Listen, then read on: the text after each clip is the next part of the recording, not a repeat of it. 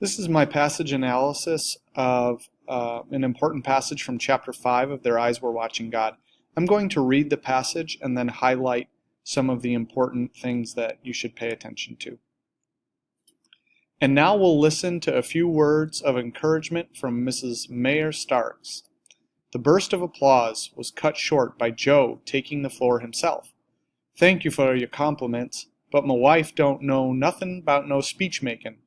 I never married her for nothing like that. She's a woman, and her place is in the home." Janey made her face laugh after a short pause, but it wasn't too easy. She had never thought of making a speech, and didn't know if she cared to make one at all. It must have been the way Joe spoke out without giving her a chance to say anything one way or another that took the bloom off of things. But anyway, she went down the road behind him that night, feeling cold. He strode along, invested with his new dignity, thought and planned out loud, unconscious of her thoughts. "The mayor of a town like this can't lay it around home too much. The place needs building up, Janey. I'll get a hold of somebody to help out in the store, and you can look after things whilst I drum up things otherwise." "Oh, Jody, I can't do nothing with no store lessen you's there. I could maybe come in and help you when things get rushed, but God, I don't see how come you can't. 'Tain't nothing at all to hinder you if you got a thimbleful of sense. You got to. I got too much else on my hands as mayor. This town needs some light right now." "Uh-huh. It is a little dark right along here." "Course it is. 'Tain't no use in scuffling over all these stumps and roots in the dark." "I'll call a meeting 'bout the dark and the roots right away. I'll sit on this case first thing." The very next day, with money out of his own pocket, he sent off to Sears, Roebuck and Company for the street lamp and told the town to meet the following Thursday night to vote on it. Nobody had ever thought of street lamps, and some of them said it was a useless notion. They went so far as to vote against it, but the majority ruled. When it was all over that night in bed, Jody asked Janey, "Well, honey, how you like being Mrs. Mayor?" "It's all right, I reckon. But don't you think it keeps us in a kind of strain?" "Strain? You mean the cooking and waiting on folks?" "No, Jody, it just looks like it keeps us in some way we ain't natural with one another. You's always off talking and fixing things, and I feel like I'm just marking time. Hope it soon gets over." "Over, Janey? God, I ain't even started good. I told you in the very first beginning that I aim to be a big voice. You ought to be glad, 'cause that makes a big woman out of you." A feeling of coldness and fear took hold of her. She felt far away from things and lonely. Janey soon began to feel the impact of awe and envy against her sensibilities. The wife of the mayor was not just another woman as she had supposed. She slept with authority, and so she was part of it in the town mind. She couldn't get but so close to most of them in spirit. It was especially noticeable after Joe had forced through a town ditch to drain the street in front of the store. They had murmured hotly about slavery being over, but every man filled his assignment. There was something about Joe Starks that cowed the town. It was not because of physical fear. He was no fist fighter. His bulk was not even imposing as men go. Neither was it because he was more literate than the rest. Something else made men give way before him. He had a bow-down command in his face, and every step he took made the thing more tangible. Here's my interpretation of the important aspects of this passage. In the beginning, it is important just to recognize that Janey, who seems to be the main character, is defined in two ways. Mrs. Mayor Stark. So she's, if you think of the three words used to mention her, two of them are really that she is, well, actually all three of them are based on her husband. So it's that she's a Mrs., that she's married to the mayor, and then his last name. So in a sense, yes, they're asking for her words, but the three ways they identify her are all really in relationship to her husband and not who she is as a person.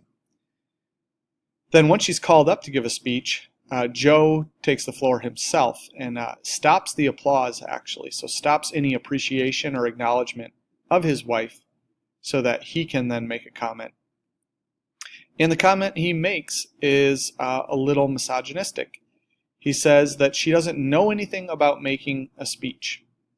So there's kind of a degrading of her from that, not giving her value or not assuming that she has abilities, assuming that she doesn't. And then says, well, I never married her for that. So kind of asserting a patriarchal stance that what he married her for is her reason for existence. And then he says that her place is in the kitchen. So this really characterizes both of them. First, it characterizes Janie as being someone who is kind of defined and almost taken over and underappreciated by her husband. And it defines Joe Starks as a controlling character who does not acknowledge his wife. Then it says Janie made her face laugh. And that tells us that there is a disconnect between what she actually is doing and her outside appearance. So her persona, her public self, is different from her internal self. And then after that, there's kind of some irony here because she says she didn't know if she cared to make a speech at all. So it's not that Joe is wrong. He might be right that she doesn't know anything about making speeches.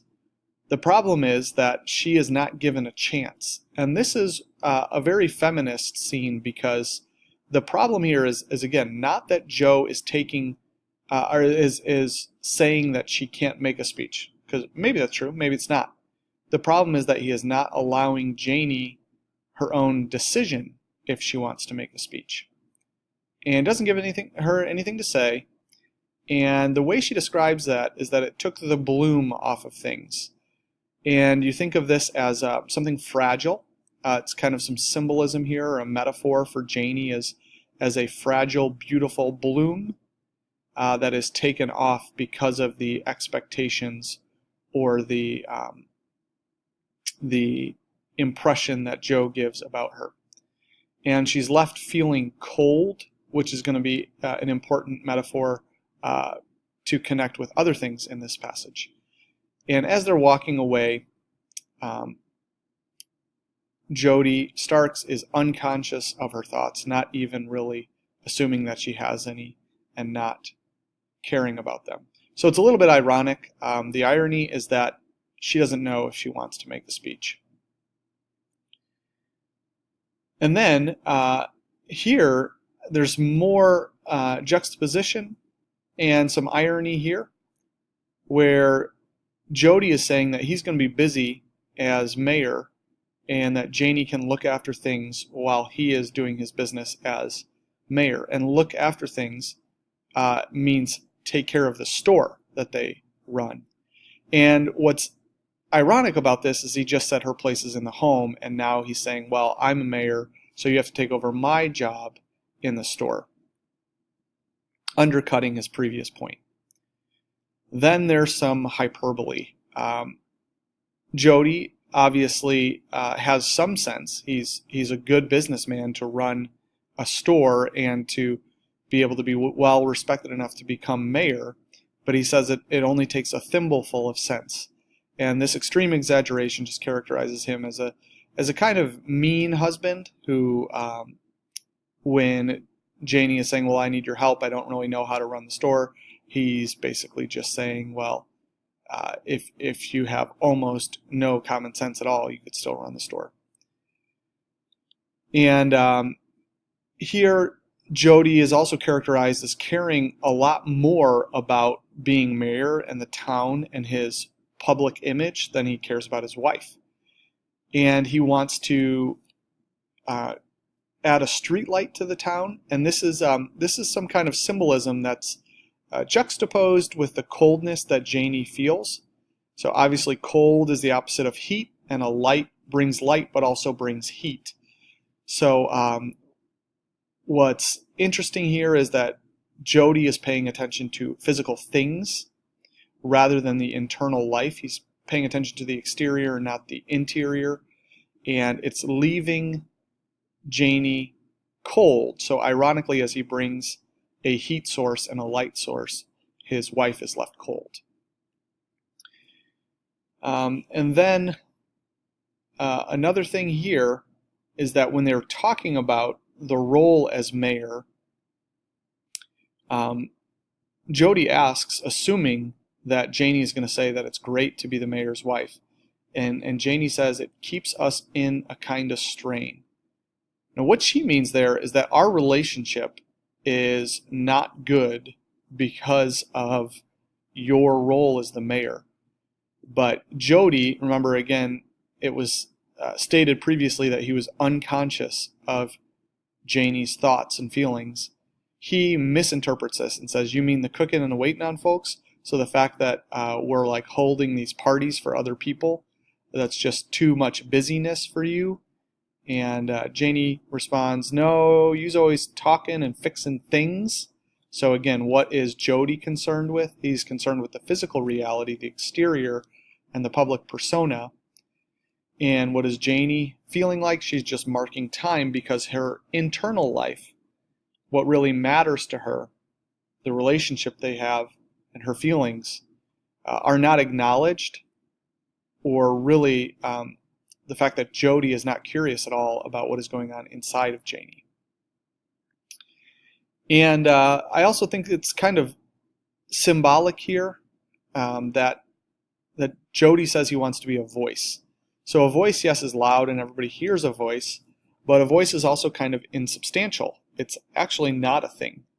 So by paying attention, some irony here, by paying attention to the physical, he actually becomes kind of absent from his wife. So by being over concerned with presence in the community, he is absent from his wife.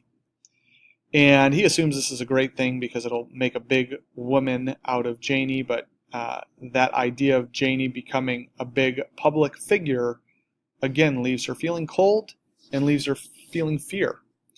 But she's far away from things. She doesn't care about the externals or the physical reality of her town. She cares about the relationships.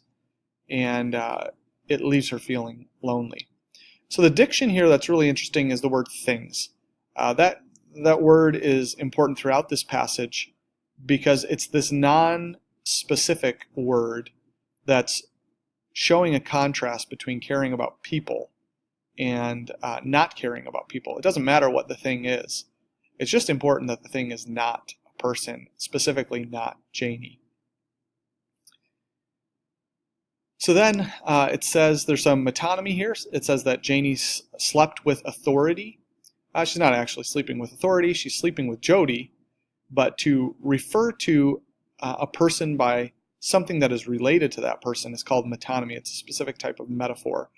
And what's emphasized in that is that people don't think of Jody as a person, but as a role, as the mayor. So she was part of it in the town mind. And now it's as if the town has its own thoughts. And what we're supposed to get from that is that the role of gossip and what people think is really important, and it's kind of uniform. If one person thinks something, well then the entire town thinks it because they share that idea with everybody. So the persona, it does matter. It is important, at least to Jody, and he's right that they do care a lot and talk about him as mayor. And at the end here it says that Joe Stark's the town cows to him. And again, it's not the town, it's the people, so referring to them by something closely related. And that he has a bow down command in his face. He doesn't really have that, but the look tells people to bow down. And then that word thing comes up again. Every step he took made the thing, which is the command in his face, more tangible. So I hope that helped you understand this passage, and I hope that it clarifies what's going on in the novel as a whole.